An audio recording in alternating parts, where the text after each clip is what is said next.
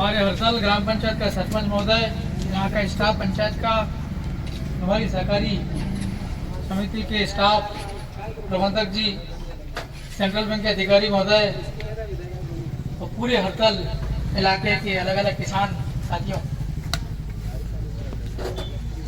हम अलग अलग गांव में जाते हैं, देखते हैं लोग कैसे जीते हैं, उनका जीवन का साधन क्या है, कैसे जिंदा रहते हैं।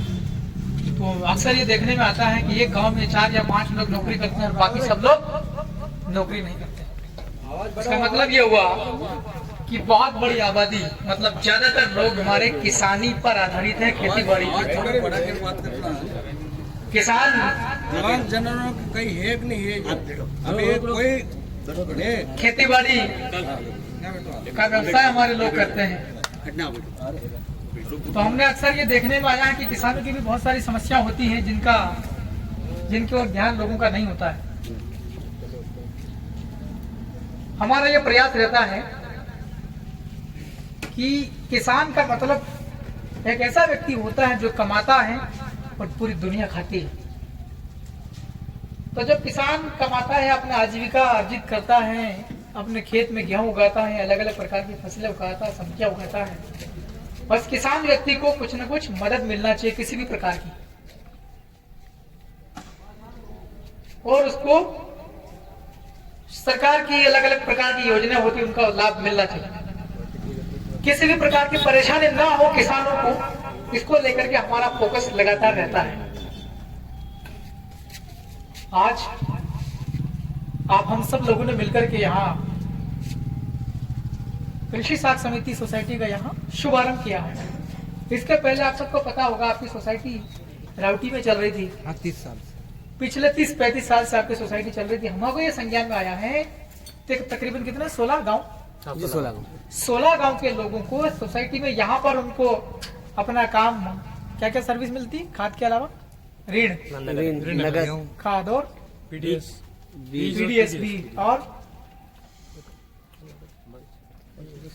मतलब किसान से जुड़ी हुई सारी चीजें। किसान को अगर लोन लेना है कैश, तो हमारी सोसाइटी किसान को पैसा देती है।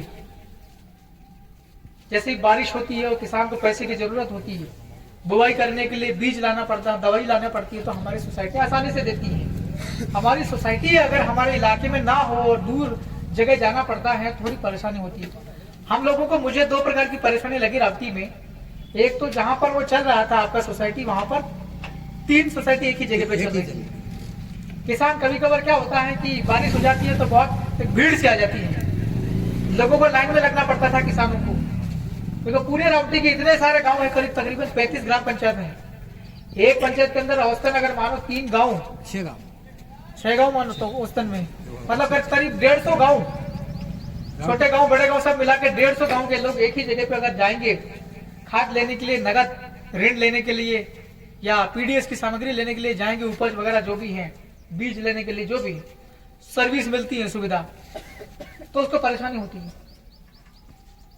इसलिए जब ये सोसाइटी पंजीकृत हरतल के नाम से है, तो सोसाइटी हरतल में ही चलना चाहिए। इसका दुर्गामी परिणाम और भी अच्छे मिलेंगे। बहुत सारों को यह लगता होगा कि हमारी तो रावटी में चल रही थी, बढ़िया है, यहाँ पर क्या है, ऐसा लगता होगा। लेकिन जो चीज जहां की है वो वही होना चाहिए। मेरे को विधायक अपने इलाके का बनाया, मैं इंदौर में जाके नेतागिरी करूंगा, मेरी चलेगी क्या वहां पे? नहीं चलेगी क्या? मैं विधायक सैलाना, रावटी, बाजना, सरवन, शिवगढ़ का हूँ। मैं भोपाल में जाके नेतागिरी करूंगा, वहां चलेगी क्या मेरी? सरपंच साहब पकड़ डेली के बाद कोई भी चीज नियम से चले, नियम से अगर कोई भी चीज चलेगी उससे फायदा सबको होगा, सभी को फायदा होगा, किसानों को तो होगा ही होगा। इसलिए आप सबसे मेरी गुजारिश है आज के इस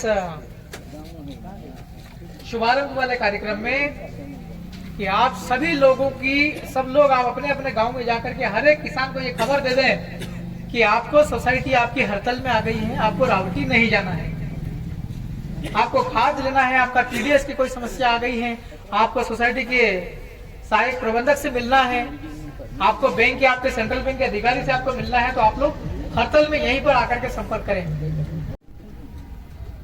इसलिए आप लोग यहीं पर आए, आपका काम यहाँ आसानी से होगा।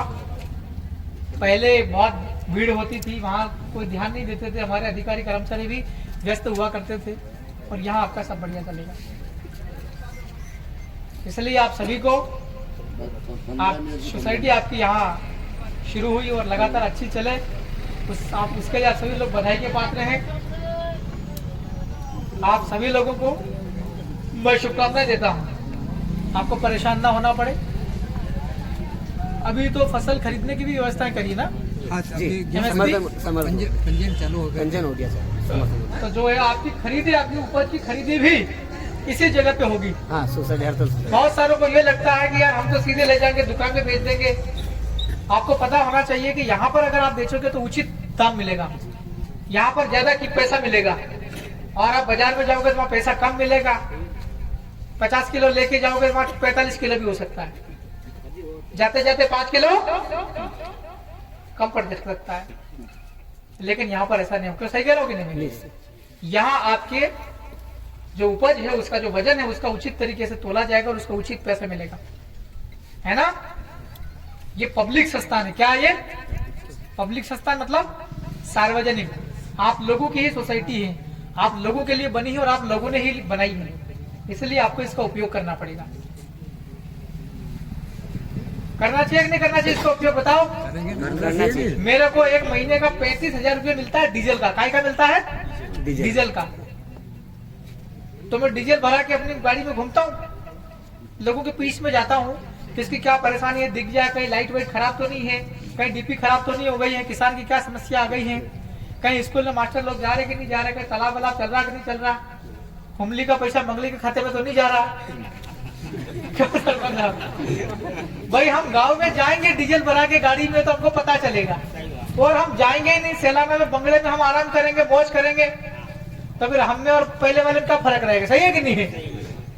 इसलिए हम ये सोचते हैं कि हमको लोगों के बीच में जाना चाहिए। हम लोगों के बीच में आपके पास आते हैं तो आपकी ये जिम्मेदारी बनती है कि आपकी पंचायत यहाँ हड़ताल में है, आपको हड़ताल में आना चाहिए, आपकी सोसाइटी हड़ताल में आ गई, आपको हड़ताल में जाना चाहिए। ठीक है? और भी कोई परेशानी आए, आपके अधिकारी लोग यहाँ पर, इनसे बात करें, आप सरपंच साहब इनसे आप बात करें, और फिर भी आपको काम नहीं हो पा रहे हैं, परेशानी आएगा, हम हमको भी फोन करके बोलेंगे। ठीक है? इसके अलावा स्टाफ के लोग, जो भी साथी लोग हमारे हैं, कर्मचारी लोग, आपको भी किसी प्रकार की कोई परेशानी आए, हमको बिना किसी झिझक से सीधे फोन करके बोलना, व्हाट्सएप पे डाल देना। क्योंकि मेरे को भी नोटिस में आ रहा है कि कुछ कर्मचारी लोग बेचारे परेशान होते हैं और उनको सुनने वाला कोई नहीं होता है।